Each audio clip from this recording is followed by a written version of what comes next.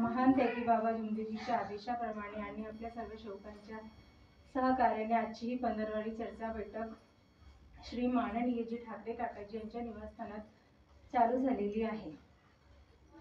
या बैठकीमध्ये स्वयंसृष्टीचे विधाता भगवान बाबा हनुमानजी उपस्थित आहे, यांना माझा प्रणाम।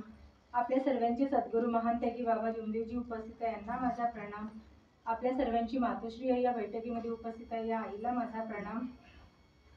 तसेच आजच्या बैठकीचे अध्यक्ष नागोतीजी यांना माझा नमस्कार। तसेच इथे बसलेले सेवक शेवकिनी ज्येष्ठ सेवक ठाकरे काकाजी यांना माझा नमस्कार।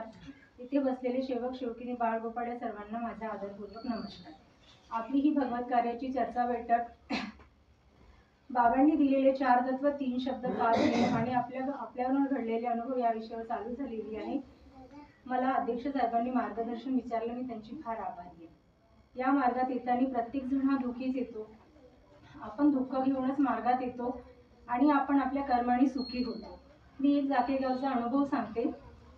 एक सेवक राहतात, ते मार्गात तर येतात आणि पक्केही होऊन जातात, पण त्यांना बैठकीचा खूप कंटाळा येत असतो।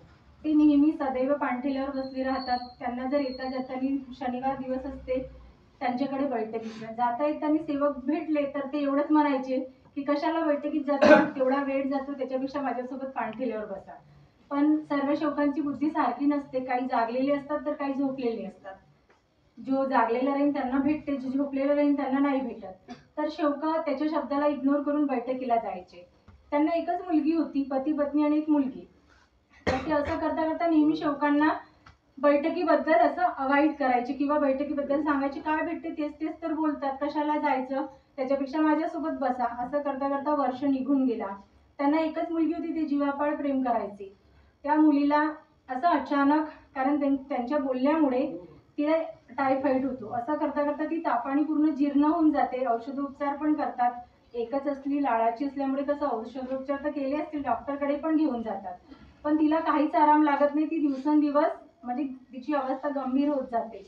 तर पत्नी म्हणते की चला ना, एवढे औषधोपचार केले, आपल्याकडे एकच वंशाचा दिवा आहे, तर आपण काकाजीकडे जाऊन कमीत कमी आपल्या मुलीच्या शब्दाची सोडवणूक किंवा आपल्याकडून काही चूक झाली असेल तर आपण जाऊ। तर त्यांना प्रत्येक गोष्टीचा कंटाळा असतो, कार्यकर्त्याकडे जाण्याचा, बैठकीत जाण्याचा त्यांना कंटाळाच असतो। पण पत्नीच्या आदेशामुळे, शब्दामुळे ते कार्यकर्ता काकाजीकडे जातात आणि म्हणतात की माझी मुलगी 2 महिन्यापासून म्हणजे बिमारीने पीडित आहे, औषधोपचार केला पण तिला काहीही आराम नाही। तर ते सांगतात की जेव्हा सगळं औषधोपचार केला, सर्व काही झालं, तर आराम का बरं नाही, तुम्ही कधी चर्चा बैठकला जाता का? तर त्यांनी म्हटलं की नाही, मी जात तर नाही बैठकला, पण माझ्या समोरून जर शौका जातात मी त्यांना पण हाच उपदेश करतो की तुम्ही पण नका जाऊ। तर म्हणे ही तुमची फार मोठी चूक आहे, तुम्ही तर चालले नाही पण शौकांनाही तुम्ही असा उपदेश करता की तुम्ही पण नका जाऊ।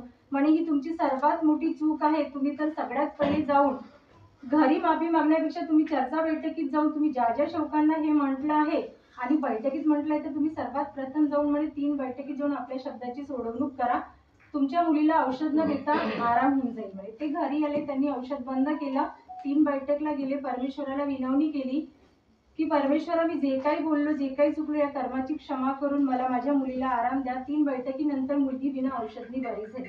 ही आपल्या परमात्म्याची महान कृपा आहे शौकांना, ही सगळ्यांनाच माहित आहे।